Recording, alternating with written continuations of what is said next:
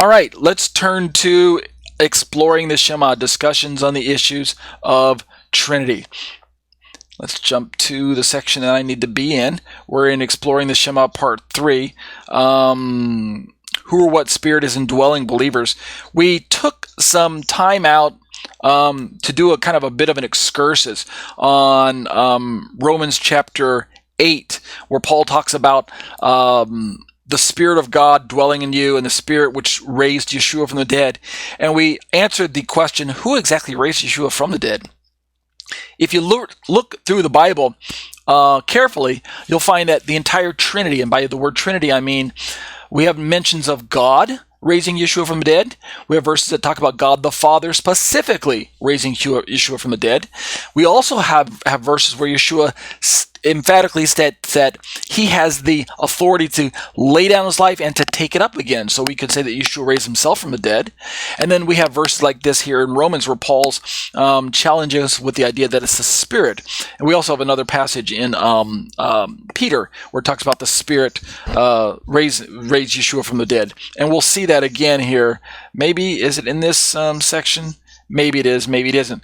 But the point made in that excursus was that the Bible is quite nuanced in this particular topic. But now we're back to the regular study where we're asking this question, what spirit is indwelling us? What spirit as believers is within us? And again, the kind of the generic garden variety overall perspective that you should probably arrive at when you ask this question, what spirit is dwelling us? We should either say God's Spirit, or we can just simply say the Holy Spirit. But don't be surprised if you have believers say, well, it's the Spirit of Jesus living in me. It's the Spirit of Yeshua.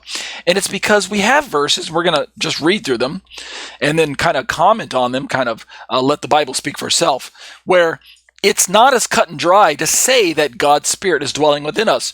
We have to let the Bible give us that kind of semi-equivocation or ambiguity where it's the Spirit in us, but it's who? Which person is named when we have the discussion of Spirit? Is it the Spirit of God? Is it the Spirit of Yeshua? Or is it the Holy Spirit himself? That's the discussion. So moving from Romans kind of in chronological order of the, well, not chronological, but at least in the order that the Bible is laid out for us in our Bibles, right? That order, the book order. We next encounter 1 Corinthians 3:16. Most of these references are ESV that we're going to be studying, but some of them are not.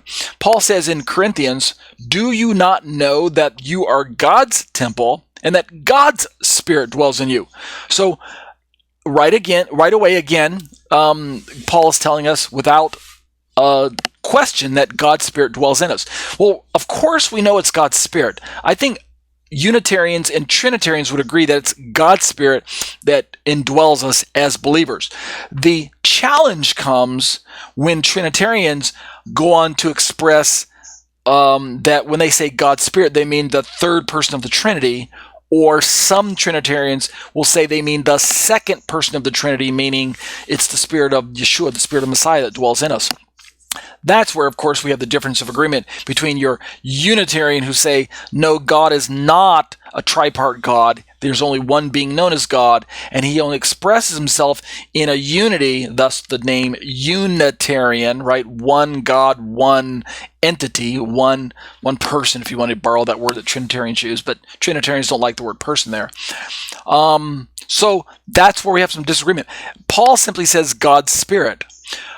So people who are Holy Spirit inclined read this verse and say, well, here you have it. It's the Holy Spirit. It says God's Spirit. What Spirit is God's Spirit? God's Spirit is the Holy Spirit. There you have it. Third person in the Trinity. Why can't you read the passage? And yet many Unitarians will say, it doesn't say Holy Spirit. It says God's Spirit. So we see there's some nuance to the text. And I think that that's what makes for a very enriching Bible study, is where we begin to admit that, wait a minute, it's not this cut and dry argument that some people want to go to blows over. So just let the Bible speak for itself. If it tells you sometimes God's Spirit And then another passage, it says the Spirit of the Father, or it even uses the word Holy Spirit, like we're going to read about in the very next verse here, in same book, same author, just different chapter. Well, then we have to let the Bible speak for itself. So let's look at these two passages, kind of compare them one against another.